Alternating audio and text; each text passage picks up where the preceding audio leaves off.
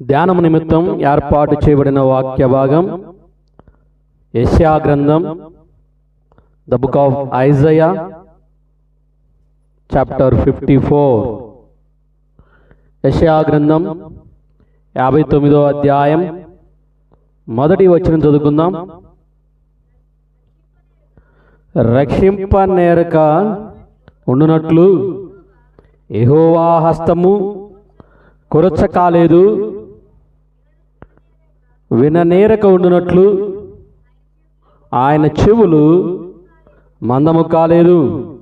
మీ దోషములు మీకును మీ దేవునికి అడ్డముగా వచ్చును. మీ పాపములు ఆయన ముఖమును మీకు మరుగుపరచును గనుక ఆయన ఆలకింపకున్నాడు. హల్లెలూయా. దేవుని నామానికి స్తోత్రం. ప్రియమైన దేవుని బిడ్డలారా, ఎంతో శ్రేష్టమైన మాట మనం చదువుకున్నాం. యెషయా గ్రంథం 59వ అధ్యాయం మొదటి వచనం ఎంతో మన దీవెనకు మనం ఆశీర్వదించబడకుండా ఉండటానికి కారణం ఏంటో చెప్పిన వచనం. మరొకసారి ఈ వచనాన్ని మీకు చదువుతున్నాను. రక్షింపనేరక ఉండునట్లు యెహోవా హస్తము కురుచ కాలేదు, విననేరక ఉండునట్లు ఆయన చెవులు మందము కాలేదు. మీ దోషములు మీకును మీ దేవునికిని అడ్డముగా వచ్చెను. ప్రియమైన దేవుని బిడ్డలారా, దేవుడు చెబుతుంది ఏంటంటే మనం ఆశీర్వదించబడకుండా ఉండటానికి కారణాలు ఏంటో చెబుతున్నాడు. మనం దీవించబడకుండా ఉండటానికి కారణాలు ఏంటో చెప్తున్నాడు. అంటే చాలామంది అంటారు, ఎందుకు వచ్చిందో ఈ రోగం, ఎందుకు వచ్చిందో ఈ కష్టం, ఎందుకు వచ్చిందో ఆపద తెలవట్లేదు, ఇబ్బంది ఎందుకు వచ్చిందో తెలియదు, ఈ అనారోగ్యం ఎందుకు వచ్చిందో తెలియదు, ఏం తిన్నానో ఏంటో తెలియదు. మానవునికి ఇదొక ఆలోచన ఏంటంటే, ఏం చేశామో, ఎందువలన ఈ వ్యాధి వచ్చిందో, ఎందువలన ఈ కష్టం వచ్చిందో, ఎందువలన ఇబ్బంది వచ్చిందో అనేది ఎవరికి అర్థం కాదు. అంటే ఒక వ్యాపారంలో నష్టం ఎందుకు వచ్చింది, ఇదిగో ఆ పని చేయటం వలన, ఆ తొందరపాటు నిర్ణయం వల్ల వచ్చిందనే ఒక ఆలోచన మనం చేయొచ్చు. కానీ దేవుడి రాత్రి మనతో ఏం చెబుతున్నాడంటే, నువ్వు ఆశీర్వదించబడటానికి, నువ్వు చేసిందంతా ఫలించబోవడానికి చాలామంది చెబుతూ ఉంటారు, ఏం చేస్తే అది ఎత్తుబారమే అని, ఏం చేస్తే అది కలిసి రావట్లేదనో, ఏం చేస్తే అది మరి ఆశీర్వదించబడతలేదనో చాలామంది అనుకునే వాళ్ళు ఉంటారు. అంటే పాప నిజంగానే ఉద్యోగాలు చేస్తారు, 2-3 వ్యాపారాలు చేస్తారు, డబ్బులు ఖర్చు పెట్టరు, చాలా పొదుపుగానే జాగ్రత్తగానే ఉంటారు. కానీ వారికి ఏమవుతుందంటే ఎటుపోతున్నాయో తెలీదు, డబ్బులు ఎటుపోతున్నాయో తెలీదు, సంపాదన ఎటుపోతుందో తెలీదు, ఎందుకు ఈ రోగం వచ్చిందో తెలీదు, ఎప్పుడు ఈ రోగం వస్తుందో తెలీదు, ఎప్పుడు ఏ ఆపద వస్తుందో తెలీదు. అంతా కూడా ఒక మనకి తెలియని రీతిగా మనకి ఇబ్బందులు, అవమానాలు, బలహీనతలు వస్తానికి మనం చూస్తూ ఉంటాం. ఇది మన డైలీ రొటీన్ జీవితంలో జరిగేదే. ఎందుకు జరిగిందో ఏంటో కారణం తెలియదనే మాటలు చాలామంది దగ్గర మనం వింటూ ఉంటాం. అందుకే ఆ మాటలన్నిటికీ కూడా దేవుడు సమాధానం చెప్తున్నాడు.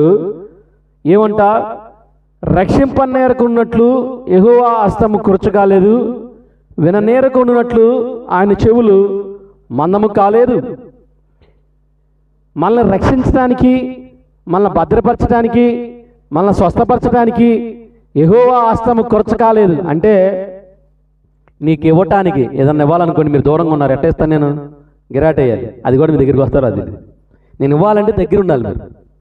అదే అంటున్నాడు ప్రభు, నేను మిమ్మల్ని ఇవ్వటానికి, ఆశీర్వదించడానికి, దీవించడానికి నా చెయ్యేమి కొరత కాలేదు. అంటే ఏంటంటే చాలామంది ఒక సామెత చెబుతారు, ఎంగిల్ చేతుల్లో కూడా, అది మీకు తెలుసు, ఎవరినో కొట్టరు. ఎందుకు? ఆడికి పిసినారితనం, పెట్టలేడు, ఇవ్వలేడు. ఎందుకంటే అది వెళ్ళిపోతే అని భయం. అరే 2 మెతుకులే కదరా కొడదామంటే, అమ్మో దీంట్లో జారిపోతాయని చెప్పి దాచేసుకుంటాడు. అంటే వీడికి పెట్టే చేయలేదు, అసలు మనసు లేదు, ఇచ్చే మనసు లేదు. దేవుడికి నిన్ను ఆశీర్వదించడానికి పరిపూర్ణంగా తన హస్తము చాచి 2 చేతులు ఎత్తి గుప్పిటి నిండా ఎన్ని పడితే అన్ని ప్రేమ ఉందనుకోండి, ఏమీ లేవు తోటానికంటే ఏం చేస్తాం, 2 చేతులతో తోడిస్తాం. ప్రభు కూడా అంతే, నిన్ను ఆశీర్వదించాలని ఎలా చాలని కాదు, చిన్న గుప్పుడు రాదు, ఎవరికైనా పెట్టాలంటే చిన్న ముద్ద పెడతారు. అంటే మనకి మంచి మనసు ఉంటే మంచిగా 2 చేతులతో సమృద్ధిగా దీవించాలని ఆశపడుతుంది. దేవుడు కూడా ఈ రాత్రి నిన్ను అలాగే ఆశీర్వదించాలనుకుంటున్నాడు. అందుకే అన్నాడు, ఆయన నిన్ను దీవించాలన్నా, ఆయన ఆశీర్వదించాలన్నా ఆయన హస్తమే కూర్చగాల. అంటే కొద్ది కొద్దిగా పెట్టే మనసు కాదు ఆయనకి. ఆయన నిన్ను రక్షించాలంటే పోతే పోయేళ్ళు అనుకునే రకం కాదు ఆయన. వాడికి ఎందుకు సహాయం చేస్తే మళ్ళీ వాడు పైకి వస్తాడు, నేను వాడికి చెయ్యి అందించడం, వాడిని అలాగే చావాలి, వాడు చేసిన పాపం, వాడు చేసిన తప్పిదాలు కాబట్టి వాడి పాపాన్ని పోతాడని చెప్పి వదిలిపెట్టేవాడు కాదు. నువ్వు ఎలాంటి పరిస్థితులు ఉన్నా దేవుడు నిన్ను రక్షించాలని కోరుకుంటున్నాడు, నీ ప్రార్థనలు వినాలని కోరుకుంటున్నాడు, నిన్ను ఆశీర్వించాలని కోరుకుంటున్నాడు, నిన్ను దీవించాలని కోరుకుంటున్నాడు. అందుకే అన్నాడు దేవుడు, రక్షింప నేరకుండినట్లు యెహోవా హస్తము కొరచకాలేదు. అబ్బా ఎంత శ్రేష్టమైన మాట. విననేరకుండినట్లు ఆయన చెవులు మందము కాలేదు. నాకేం చెప్పక, నీకేం చెప్పక, నేను ఎన్నో ఎన్నిసార్లు నిన్ను క్షమించాను అయినా పాపంలో పడ్డావు, ఎన్నిసార్లు నిన్ను సరే అని ఊరుకున్నాను అయినా పాపంలో పడ్డావు. ఇక నువ్వేం ప్రార్థన చేసినా, 3 గంటల ప్రార్థన చేసినా, స్వస్థత ప్రార్థన చేసినా, 7 దినాలు ప్రార్థన చేసినా, ఇదిగో ఆన్లైన్ ప్రేయర్ చేసినా, దేవుడు విన్నంటే మన ప్రార్థనలు ఏమైపోవాలి, మనం ఏమైపోవాలి, మన భవిష్యత్తు ఏమైపోవాలి. దేవుడు అదే అన్నాడు, ఆయన విననేరకున్నట్లు ఆయన చెవులు మందము కాలేదంట. అదే ఆలోచిస్తూ ఉంటాం, ఈ ప్రార్థనలన్నీ ఏమైపోయినాయి, ఇన్ని ప్రార్థనలు చేశాం, అసలు వింటున్నాడా, అసలు ఉన్నాడా అనే ఆలోచన చాలామందికి వస్తూ ఉంటుందండి. అందుకే ప్రభు అంటున్నాడు, ఆయన విననేరకున్నట్లు ఆయన చెవులు మందము కాలేదంట.